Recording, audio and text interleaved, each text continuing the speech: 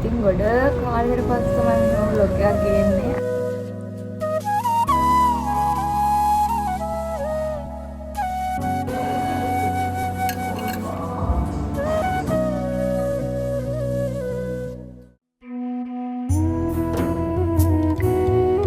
සුබ අලුත් අවුරුද්දක් වෙන්න කියලා ප්‍රාර්ථනා කරන ගමන් ඔයාලා හැමෝම සාදරයෙන් ආදරයෙන් මගේ vlog එකට පිළිගන්නවා.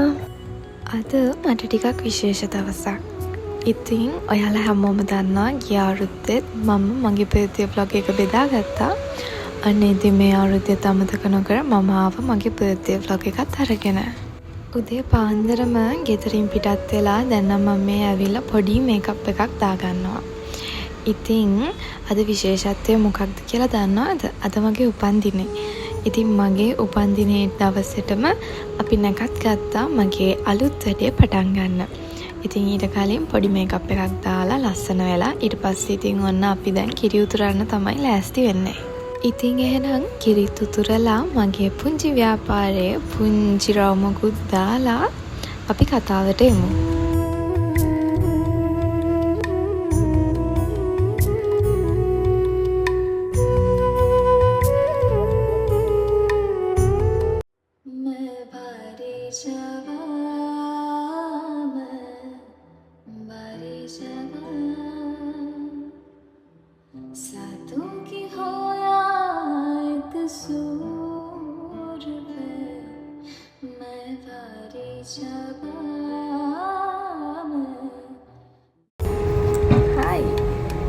hello ඉතින් ගොඩ කාලෙකට පස්සේ මම මෙහෙම vlog එකක් ගේන්නේ. ඇත්තටම කිව්වොත් මාස 6-7කින් මම ඔයාලට vlog එකක් ගෙනත් නැහැ.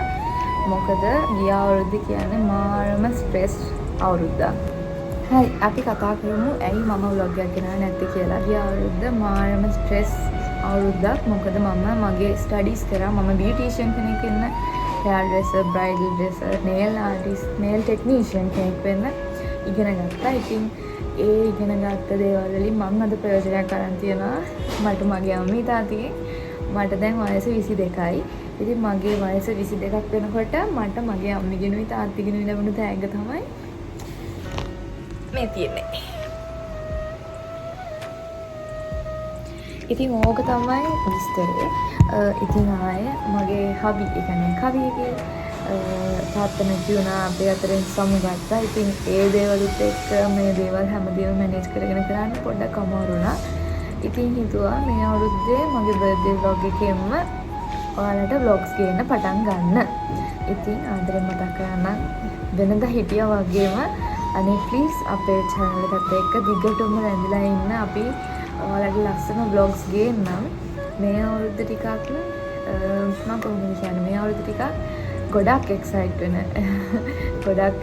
වෙන අවුරුද්දක්. ඉතින් මේ අවුරුද්ද ඇත්තටම හරිම ආසාවෙන් පටන් ගත්තේ. හිතපු දේවල් ඒ විදිහටම හිට්ට වුණා නම් ඒ ඇති. ඉතින් ඕක තමයි අද විස්තරේ. අද කියන්න ඉතින් මගේ 22 උපන්දිනේට මගේ අම්මිගේ තාත්තිගෙන් හම්බුණා මට සැලොන් එකක්. ඉතින් මේ සැලොන් එකේ ඕන මම වැඩ කරන්නේ මම.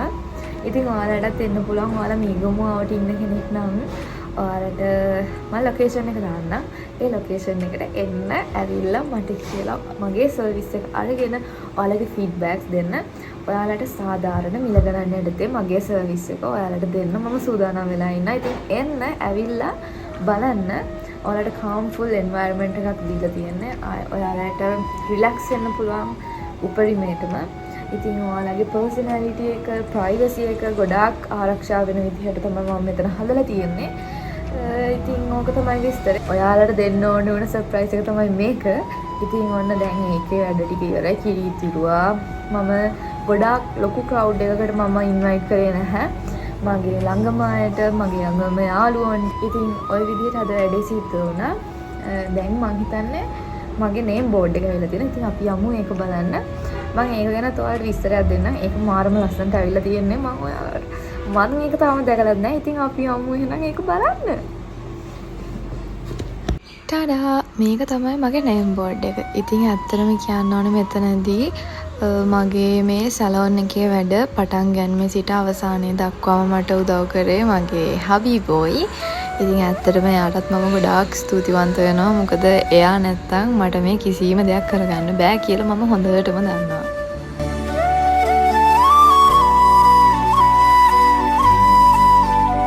ඉතින් ඔය විදිහට සැලොන් එකේ වැඩ ටිකක් ඉවර කරලා අපි දෙන්නම හිතුවා පොඩ්ඩක් රිලැක්ස් වෙන්නත් එක්ක බීච් එක පැත්තට ගිහිල්ලා එන්න. ස්පෙෂලි හබි බොයිට ඕනේ වුණා මාව එක්කන් යන්න. මොකද ගොඩ දවසකින් අපි දෙන්න එළියට ගිහින් තිබුණ නැහැ. ඉතින් එන්න එක නිසා අපි දෙන්නම තීරණය කරා බීච් එකට එන්න. බලන්නකෝ ඉතින් අපි ආපු වෙලාව කොහමද කියනවා නම් S2 අරගෙන බීච් එක දිහා බලන්නවත් බැරි තරම් අවුව. හැබැයි දැන් වෙලාව හවස 4ට විතර. ඒ වුණාට තාමත් අවුව තියනවා. ඒ විතරක් නෙමෙයි වෙනදාට වඩා අද සුළං මාරම සැරයි.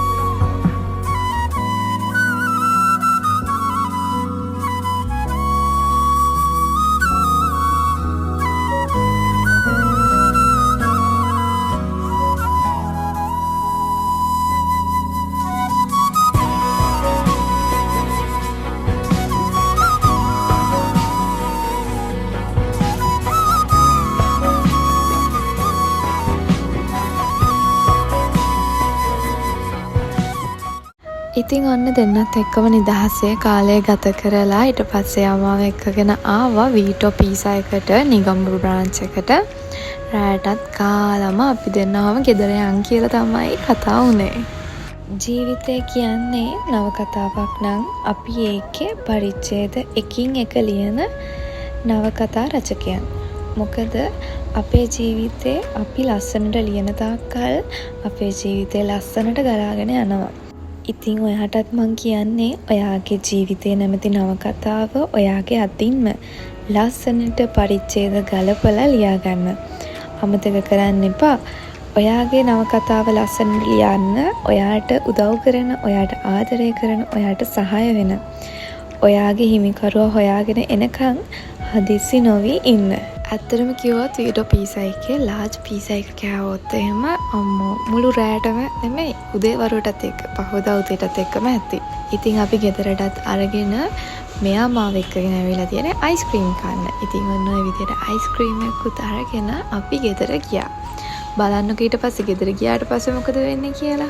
ඉතින් ඔය විදිහට හරිම සිම්පල්ව තමයි අද දවස මම ගත කරේ. ඊළඟට vlog එකක් අරගෙන ඉක්මනට එන්න.